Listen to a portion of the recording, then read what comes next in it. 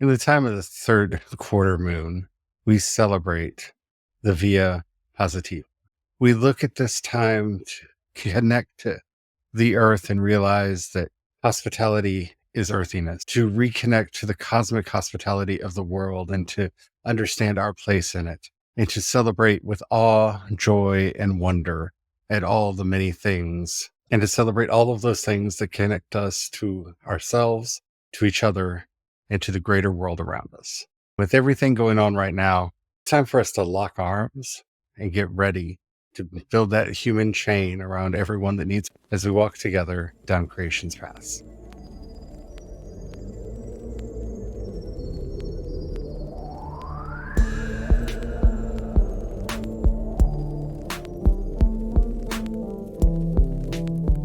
Everyone, my name is Charlie. I am a Christopagan druid and priest of Bridget.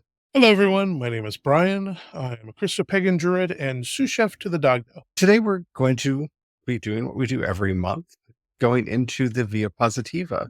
But with everything going on right now, and if you've noticed in the episodes lately, it's time to take this a little bit more personally and go just that one step beyond the general awe and wonder and inspiration that we gather from the cosmos, and to understand that our humility is earthiness and that our hospitality is cosmic.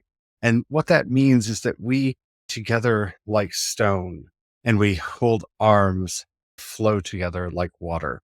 We have a power together to break mountains, to drive them to dust, and also to be resilient against anything that comes after us. And that's a very strong lesson that I think we all need in the Via Positiva, especially right now.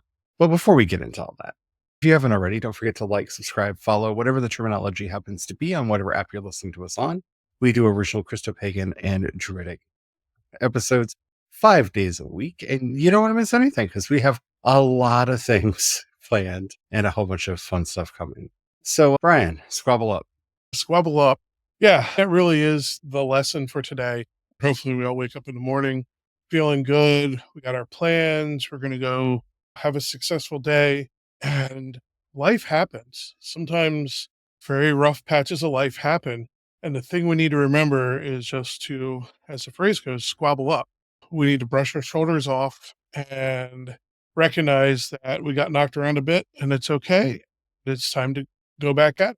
We got to go back and engage in life and continue to live no matter what. That's really what we mean when we say our humility is earthiness. It's not just so much about being rustic or rural or country-like, though it may take on characteristics like that. When we say our humility is earthy, our humility is like that of the earth. She just is. You have to accept the earth on her terms. If she's going to quake, she's going to quake. If she's going to send a storm, she's going to send a storm. If she is going to bring the gentle, healing, and revitalizing rain, she sends that gentle, healing, revitalizing rain. And humility, we find ourselves having to repeat over and over again. Being humble is not about keeping your head down. It's about occupying the right amount of space given the moment that you're in. And sometimes, it's time to kind of, put your head down and just listen to what's going on.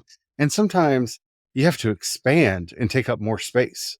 It's also remembering the very first part of that is knowing what your mission is. This is really what is meant by when we talk about life's purpose or your divine purpose, any of that.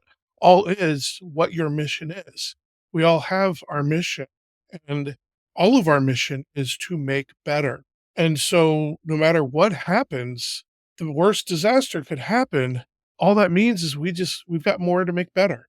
Our mission never changes. It's still the same mission.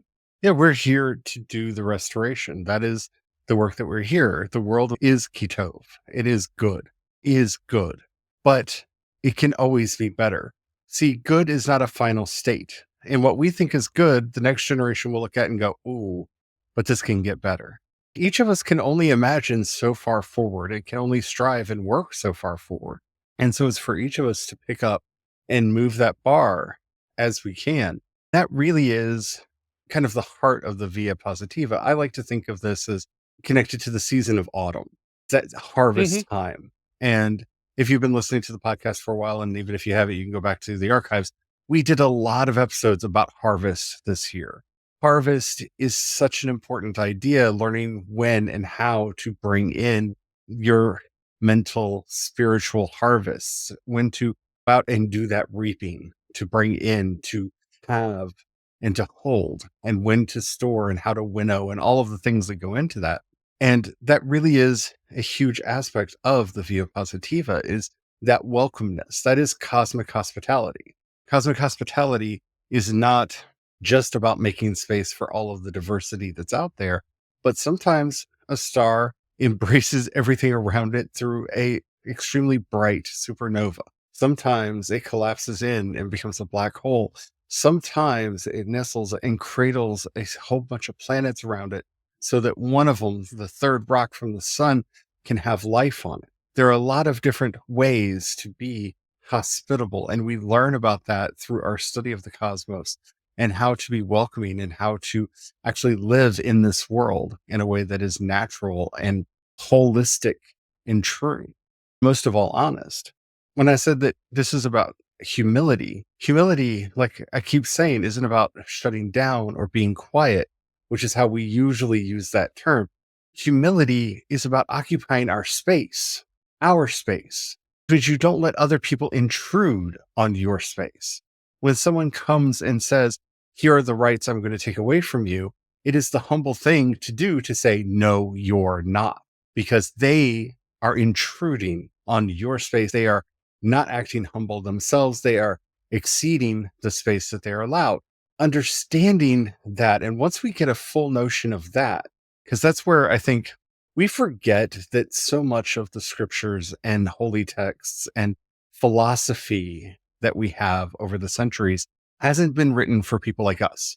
It really hasn't. It's been written for wealthy, powerful people that are already taking up too much space, which is why when you read those texts, they're always telling people you need to shrink, you need to be smaller, you need to occupy less space. Because yes, if you are calling yourself a ruler, a leader, a king, queen, what have you, you are taking up way more space than you need to be taking up. You are already occupying way too much space, and you need to shrink down. For those of us on the other side of the ladder, for those of us on the other side of that power dynamic, it is for us to stick your chest out, hold your head up high, take up more space, and don't let them take from you the space that they don't rightly deserve. Because that's how power works, is it encroaches in and tells us that no, this is its space and we need to shrink down so that we occupy an appropriate area.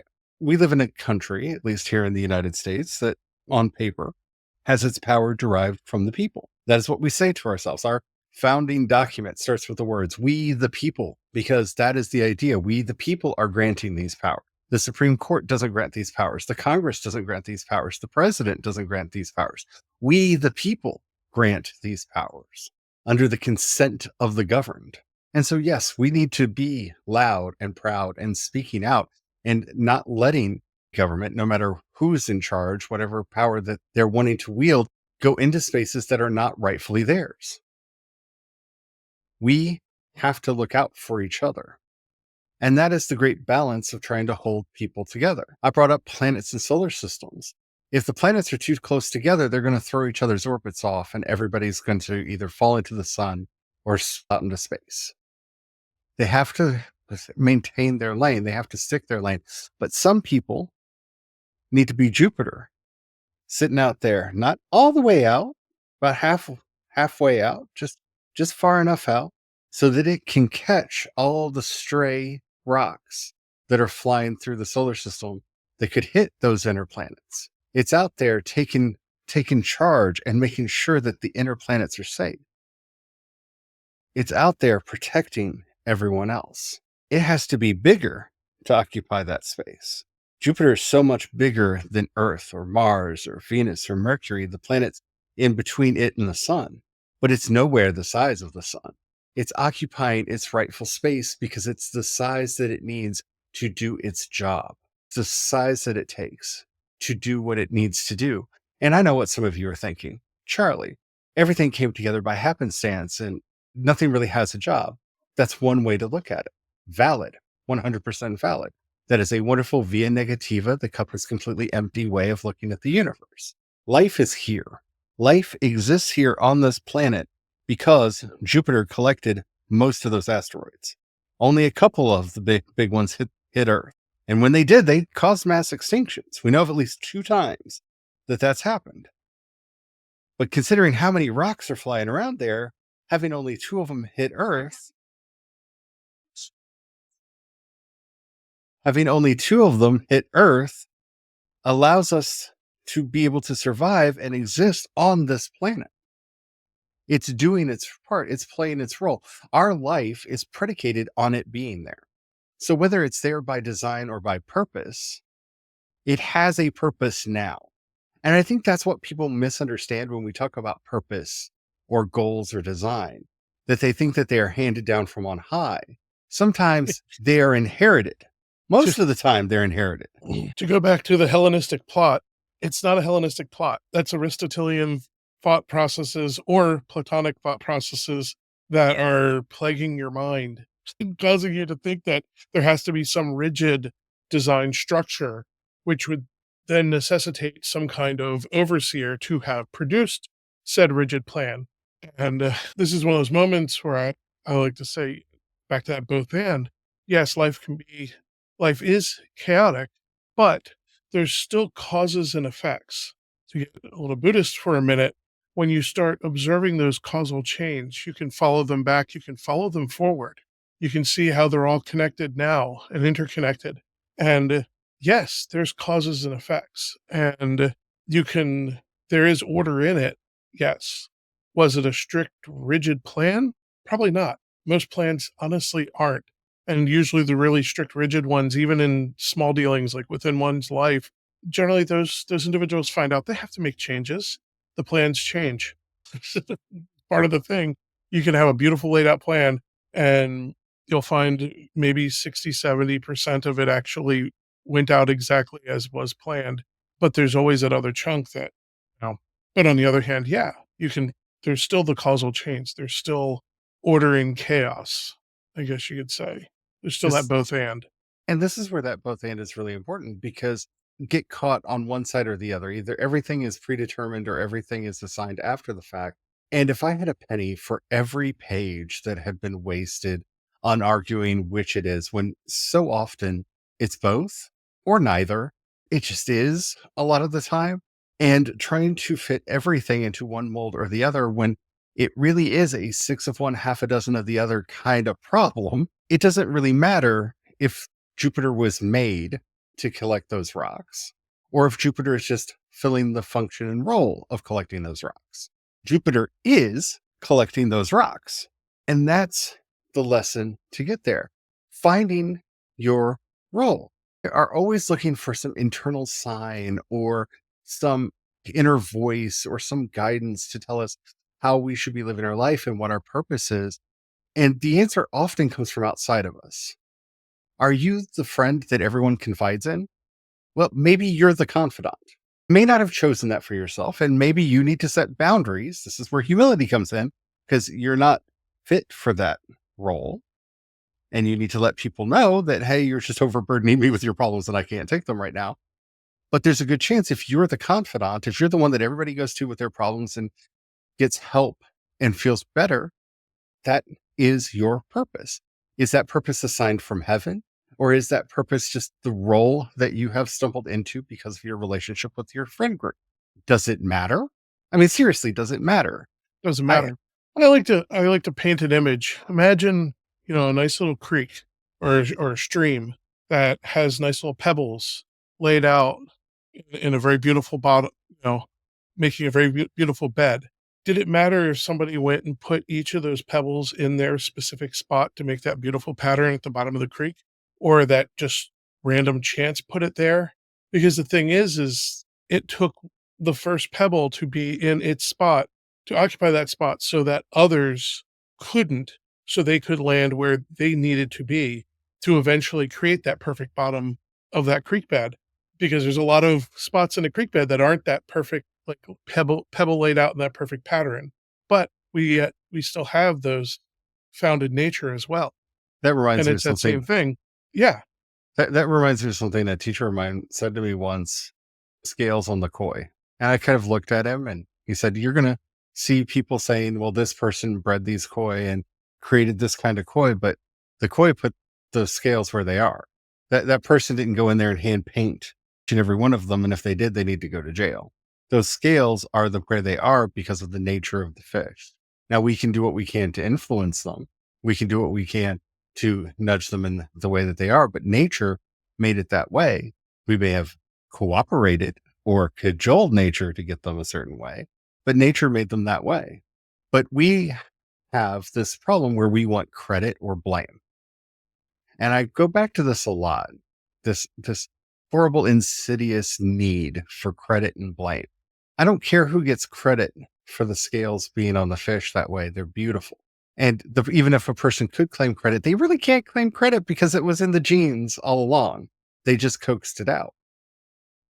So how much credit does one really deserve? Right. And this is also true when it comes to the assignment of a lot of blame.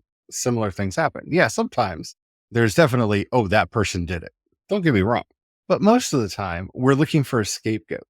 We're looking for a way to point at a person and say, this person did wrong, rather than, you're going to start hearing the song soon, blaming the system that caused the Mhm. situation in the first place. Because as I've said 1,000 times, and I'm going to say 1,000 times again, we war not against flesh and blood, but against powers and principalities in high places. Those powers and principalities in high places are systems. Our war isn't against people, it's against the systems. Because for the most part, you take that person out and they're just going to stick another person in. They're cogs in a machine. That people are interchangeable if the system doesn't change. And I know we don't want that to be true.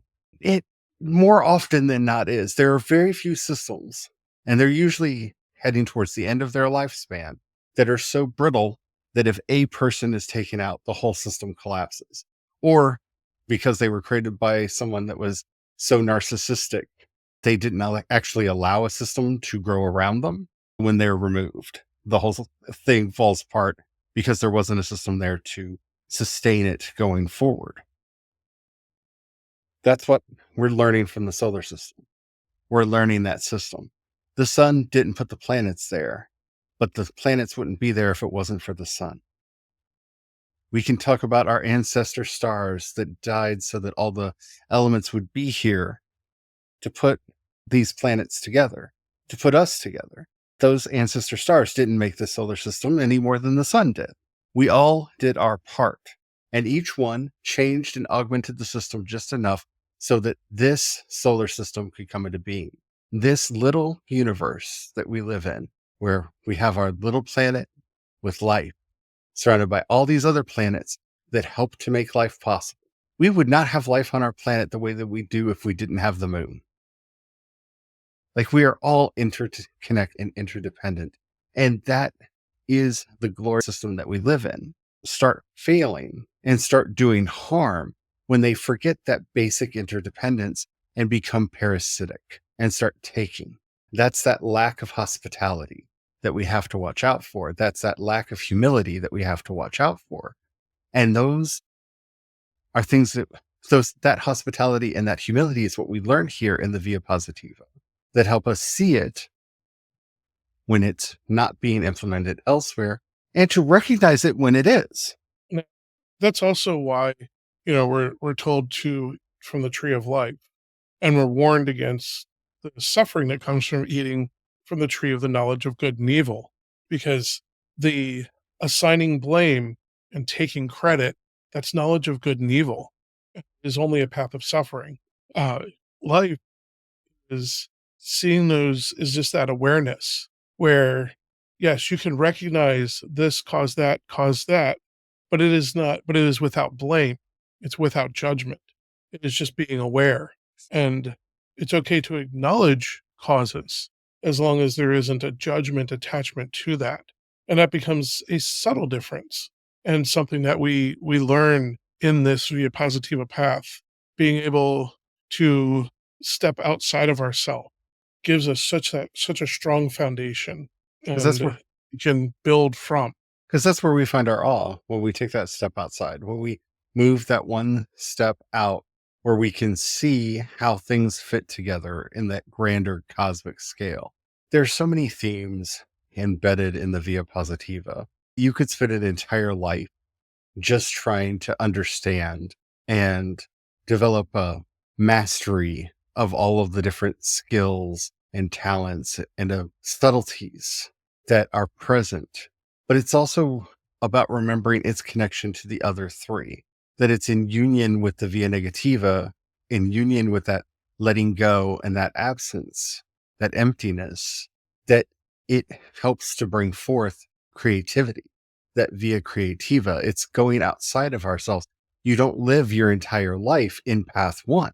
You have to move on to the other paths, and that they don't just go forward in a progress. It's not steps on a ladder. Path two is kind of off to the side. Then together they merge into path three. And path three goes forward and spawns path four. And we have that moment of transformation and celebration that we just talked about. And then back we go. And sometimes we don't even move along the path, we dance. You could be sitting here listening to the sound of my voice and have one foot in the Via Positiva and one foot in any of the other three. You could be straddling in between them. While I'm talking to you today, I kind of standing here with playing Twister. I got one foot in the Via Positiva. I got another foot in the Via Negativa.